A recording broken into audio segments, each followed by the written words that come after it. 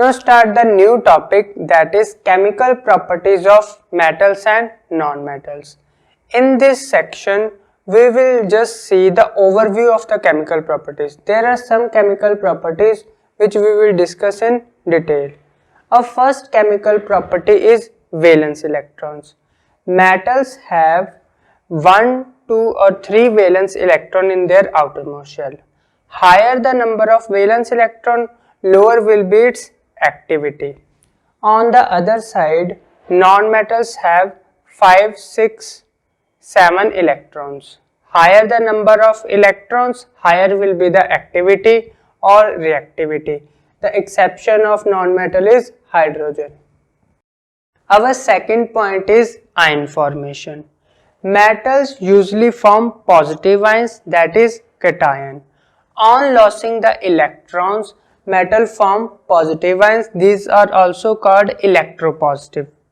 So, for example, when sodium gives 1 electron, it forms Na positive ions, and magnesium on losing 2 electrons become Mg2 positive ion. On the other side, non-metal forms negative ion. Now what is the meaning? Negative ion is also called anion. These non-metals forming the negative ion by gaining the electron. For example, when chlorine gain 1 electron, it forms Cl negative ions. Oxygen atom gaining 2 electron forming O2 negative ions. These are also called electronegative ions. But there is one exception in the non-metal, that is hydrogen. Hydrogen usually form positive ions. Our third point is discharge of ions.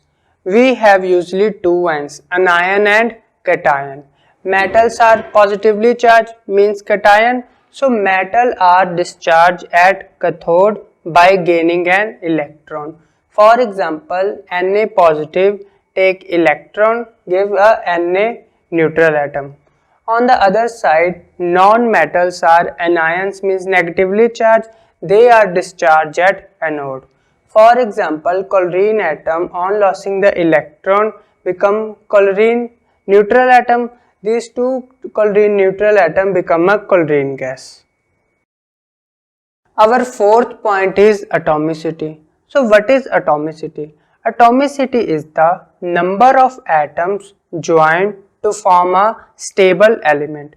For example, metals are monoatomic like zinc, iron, sodium, magnesium, all are monoatomic in the vapor state.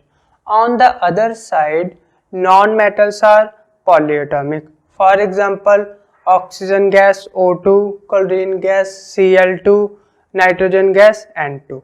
These all are polyatomic in nature. Our fifth chemical property is reaction of metal and non-metal with acid. In general, metals when react with acid, it form salt and hydrogen gas, and non-metals do not react with acid. Our sixth chemical property is nature of chloride. Usually metal chloride are ionic in nature. Ionic means electrovalent in nature, and they are also called electrolyte. Now what is the meaning of electrolyte? Electrolyte in the aqueous solution conduct electricity. On the other side, non-metals are covalent bonded, plus these are non-electrolyte. Our seventh point is oxidizing and reducing property. Usually metal on ionization loss electron. So metals are strong reducing agent. For example, sodium when losing electron it become Na positive. And on the other side, non-metal on ionization gaining electron, so they are strong oxidizing agent. For example, chlorine take electron, it forms Cl negative ion. There is exception in the non-metal, that is hydrogen and carbon. For detail of the oxidizing agent and reducing agent, I have made a video. You can get the link from the description box. Our eighth point is formation of hydrates. Usually, metal do not form hydrates. If one or two metal form hydrates, they are quite unstable. For example, sodium hydrate, calcium hydrate, they are unstable in nature. But on the other side, non-metal hydrates are quite stable. For example, methane, CH4, water, H2O. These are the hydrates which are stable in nature. Now I am going to explain the chemical reaction in detail. Our first chemical reaction is reaction of metal with oxygen, means oxidation of metal. In this reaction, we will study what happened when metal reacts with oxygen, which metal react fast with oxygen and which metal react slow with oxygen. Sodium and potassium react very fast with oxygen to form metallic oxide. So that's why we put these metal in a kerosene oil, because in the environment we have 21% of oxygen. So it react with oxygen and form metal oxide, and they react with a burn. So these are exothermic reaction also. So we put these metal in a kerosene oil. On the other side, magnesium and zinc react with oxygen, but on heating. We have to heat the metal. Then we get their metal oxide. On third stage, iron, copper react with oxygen, but on prolonged heating. And fourth stage, silver and platinum don't even react with oxygen even at high temperature. So this is the series we get from these reactions.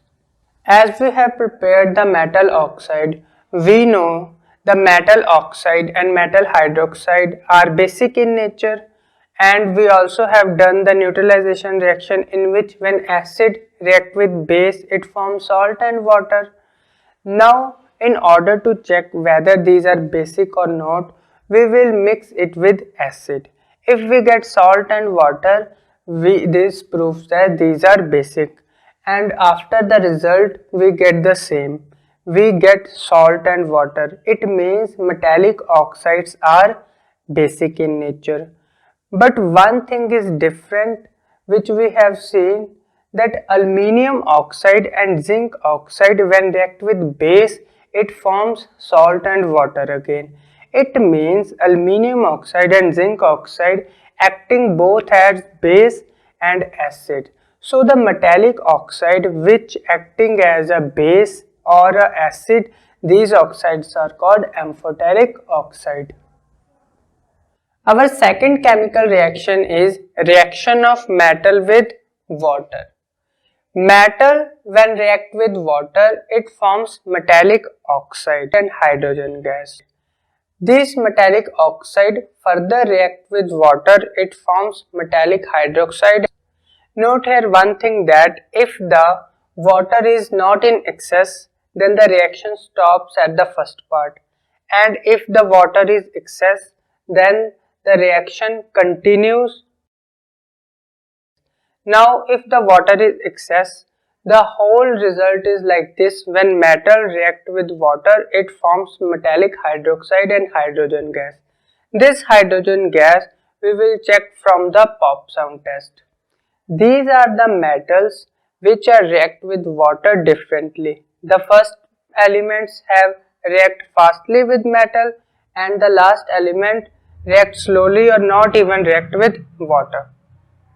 From this reactivity series, note one thing, that potassium, sodium and calcium react with cold water, magnesium react with hot water, and iron react with steam only. And on the other side, gold and platinum not react with any form of water. Now coming to the third chemical reaction is when metal react with acid. When metal react with acid, it forms salt and hydrogen gas. This hydrogen gas is released only when the acid is non-oxidizing. For example, HCl and H2SO4, that is hydrochloric and sulfuric acid, is non-oxidizing acids. But on the other side, if the acid is oxidizing means HNO3. So when metal react with oxidizing acid, it forms salt and water. Why? Because the hydrogen is oxidized to water by this oxidizing agent. Different metals react with different rate of acid, like sodium and potassium react with acid to form hydrogen gas very fast, but on the other side iron react with acid to form the hydrogen gas very slow. There are some metals which even not react with acid, like gold and platinum. Usually all metals are dissolved in acid, but gold and silver is not dissolved in acid. So scientists make a solution of acid in which there is a 3 part of HCl and 1 part of HNO3, and the mixture is called aqua regia. So aqua regia is a mixture in which the noble elements metals like gold and platinum dissolve in it. Our fourth chemical reaction is when metal react with the metal solution of other metal. For example, when metal A react with solution of metal B, it forms solution of metal A and metal B. This is nothing but a displacement reaction. I have explained the displacement reaction in chapter 1. The link is in the description. For example, in this reaction, when iron react with copper sulfate, it forms iron sulfate and copper. But the reverse is not possible, like when iron sulfate react with copper, it does not form any product, so there is no reaction takes place.